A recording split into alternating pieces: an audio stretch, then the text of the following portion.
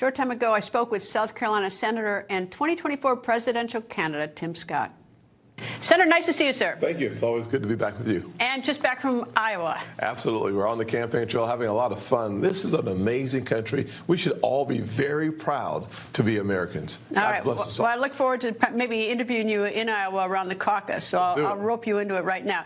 All right. I want to talk about the border. Yes. Because Homeland Security Secretary Alejandro Mayorkas was just quoted as saying, there is presently an acute and immediate need to construct physical barriers. This despite the fact that in January 2021, Biden administration declared the end of a national emergency at the border. Unbelievable.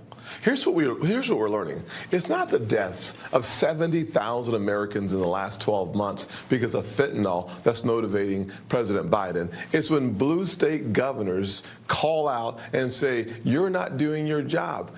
He is more concerned with the blue state governors on this really important, dangerous issue of an insecure, unsafe, and wide open border than he is of the evidence that has devastated American families in nearly every single county in our country. It's unbelievable. It's not just the governors. Now a couple mayors are actually traveling to the border. But I guess for me, is that, look, you can be a Republican or a Democrat on this whole border thing. But for the secretary to suddenly decide that the borders are insecure, when night after night on every cable news network, they show video of people coming up to the border and crossing it. And I'm thinking to myself, does Mayorkas think we're all fools? He must, because if you think about this, they were literally just 3 weeks ago selling off the construction material to finish the wall for pennies on the dollar. What they've decided is a political calculus for 2024 and to appease not the American people, but their blue state governors. Well, how does he keep his job? And what do you say about the president? Because, I mean, this is the president's secretary. Absolutely. Well, listen, I say about the president, let's fire Joe Biden and hire Tim Scott. Now, there's a reason why I'm running. I'm running because I know America deserves better. The devastation and the travesty of justice that is happening because of an open, insecure southern border is measured in the lives of friends of mine who've lost their kids. A guy named Alan Chao, the former business school dean of College of Charleston in Charleston.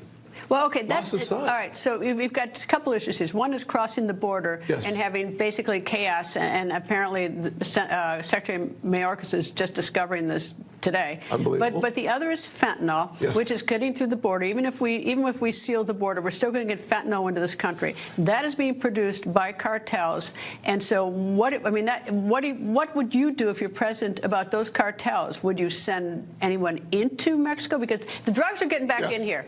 Well, three really important things that I'd say I would do as your next president. Number one, we should not only secure the southern border with a wall, but we should use the available military-grade technology to surveil the border. That would cost us about $5 billion. Number two, we should also sign into law my legislation that freezes the assets and sanctions the accounts of the Mexican cartels that have a net worth over $20 billion. I just wrote that bill. Why over $20 billion? Why not under $20 billion? Well, no. That's their net worth. So we would freeze all their assets, all their accounts. My point is that these Mexican cartels have accumulated a net worth in excess of $20 billion.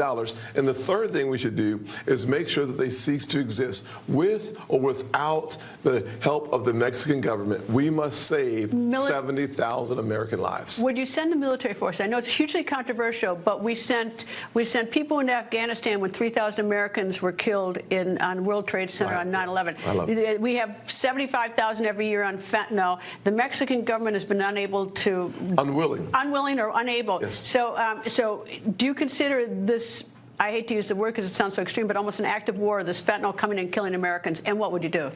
Use the full weight of the office of the president to get the result of the Mexican cartel not killing another American life.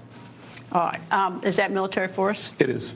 The entire power of the American government and the presidential office. You say that. I take that to mean that. We should say nothing's off the table, but never tell your adversary what you're going to do so they can prepare for it. We have technology from drones, we have resources. There are a number of ways that we eliminate the threat to the American people. But the last thing I would do as President of the United States is to have that conversation on TV. I would just do what was necessary to save American lives. Right. Before you became a U.S. Senator, you Yes. were in the House of Representatives. Indeed. If you become president, you're going to be the leader of the Republican Party. Your former job as a member of the House of Representatives, it seems like that House is in chaos right now. It is. How, if you're president of the United States, how are you going to lead? Because you've got two almost very distinctive factions within the House of Representatives, and with such a narrow margin, there's a chance nothing will get done, and we'll continue just to watch this chaos.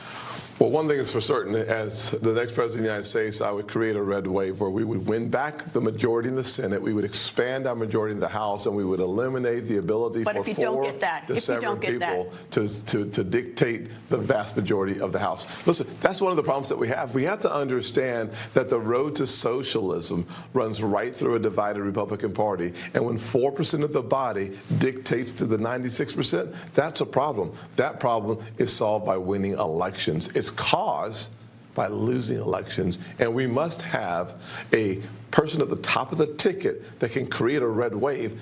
I'm your guy to make sure we expand the majorities. Would you expel from the Republican conference either Matt Gaetz or any of the other 7 who voted to change speakers? I would give the Speaker of the House the margin to make that decision. So you changed the motion to vacate? Well, listen, one of the challenges that we saw at the beginning of this year is when Kevin McCarthy had to make a deal in order to become Speaker, which gave not a minority, but 7 people, 4%, the power to overthrow the will of the vast majority of the Republican members of Congress.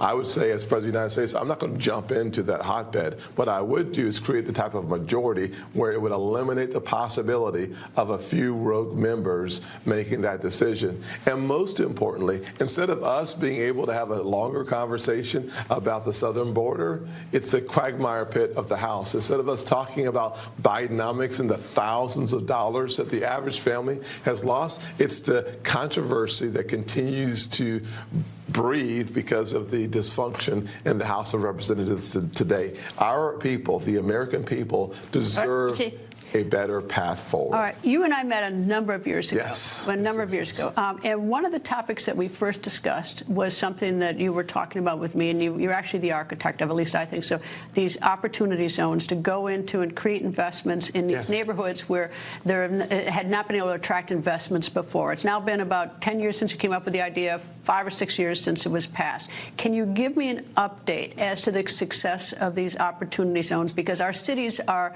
falling apart, our urban areas. Yeah, one of the bright spots of the challenges that we're seeing in big cities is the development of my opportunity zones. We've seen about $75 billion, all private sector dollars, descend upon the poorest zip codes in America, leading to a 20% increase in property values, less than a 5% gentrification, and an 8% increase in wages. This is one of the most powerful forces for good in fighting poverty in a way that even $7 trillion of the world poverty did not. You know, this seems like it's. I've seen the success of it, but now we see things like in San Francisco. I think they're closing down 7 Starbucks.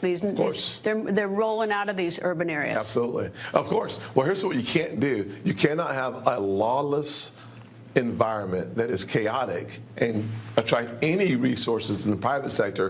And when you think about the fact that the mayor of Chicago says he's going to figure out how to start opening up grocery stores, that is only reinforcing the failure of leadership in blue cities, the big ones, where the people are devastated.